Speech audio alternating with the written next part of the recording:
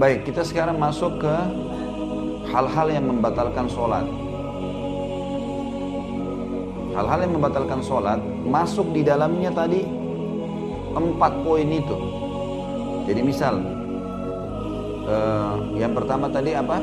Kalau syarat masalah masuk waktu. Baik, belum masuk waktu, berarti batal sholatnya. Sahkah sholatnya orang sholat asar jam 10 pagi? Kan begitu. Baik, berarti yang membatalkan sholat pertama belum masuk waktu. Yang kedua, apa tadi yang syarat sholat? Tutup aurat. Berarti tersingkap aurat, batal. Yang ketiga, apa tadi di sana? Hadap kiblat. Tidak hadap kiblat, batal. Kiblat ke sana, ibu sholat ke sana, batal. Terus kalau saya sudah sholat belum tahu, saya sudah tahu akan ditanya apa gitu.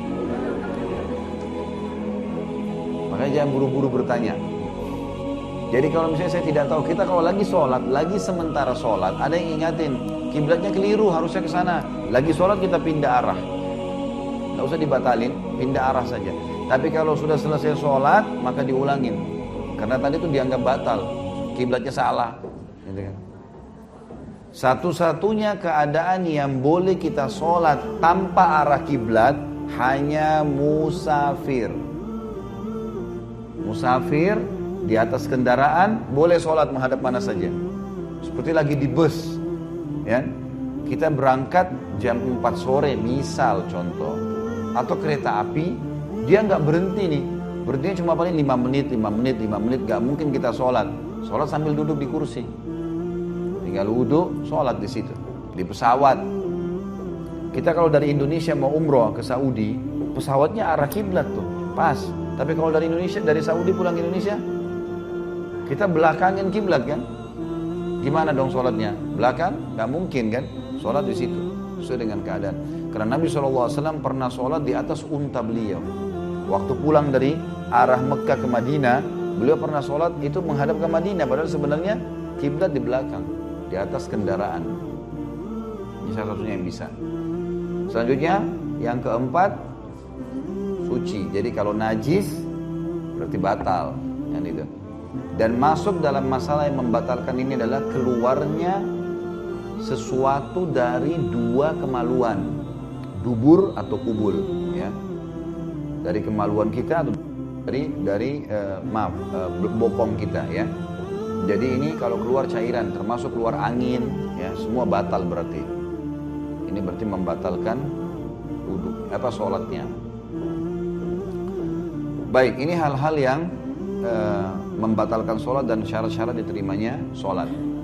Masuk juga, maaf tadi ada yang saya lupa, syarat diterimanya sholat yang kelima selain tadi bersuci adalah tumaknina. Tumaknina itu tenang. Bahasa lainnya khusyuk. Apa itu khusyuk? Sama dengan konsentrasi. Fokus. Allahu Akbar, tenang. Pernah ada sahabat gini bu, masuk ke masjid, begitu sholat Allah Akbar. Buru-buru. Selesai salam, Nabi panggil. Nabi SAW bilang, ulangin sholatmu. Diulangi sama dia, sama juga. Kembali lagi Nabi bilang, ulangi sholatmu. Yang ketiga kali dikerjain sama juga. Yang keempat kali kata Nabi, ulangi sholatmu. Dia bilang, ya Rasulullah, saya nggak tahu kecuali ini. Ajarin saya. Jadi Nabi SAW tadi suruh ulangin, karena Nabi mau lihat orang ini memang tidak faham atau karena buru-buru aja. Yang dia bilang, saya nggak tahu. Lalu Nabi SAW ajarin, sampai ditulis oleh para ulama hadis bab musi'us sholat, hadis tentang musi'us sholat, orang yang buruk sholatnya. Zaman Nabi SAW, maka Nabi ajarin bagaimana caranya. Kalau kau ingin sholat, tegakkanlah seluruh tubuhmu dengan tenang menghadap kiblat, gitu kan? Jadi seluruh ruang, seluruh tulang kita ini belakang punggung ditegakin semua, tegak lurus menghadap kiblat, matamu ke arah kiblat, barulah mulai takbir. Dan takbir ini nanti akan saya ajarin sebentar caranya, bertakbiratul ihram.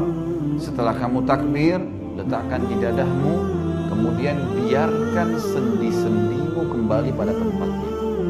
Tenang dulu, baru mulai baca.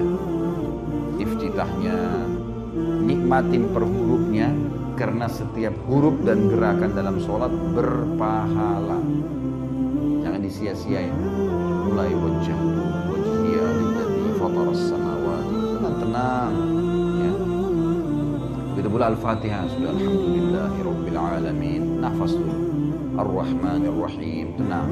Maliki yaumiddin. Pelan-pelan sampai selesai. Kata Nabi SAW, lalu kamu rukulah sampai seluruh sendi-sendimu tenang. Selesai baru baca doanya. Subhana rabbiyal azim.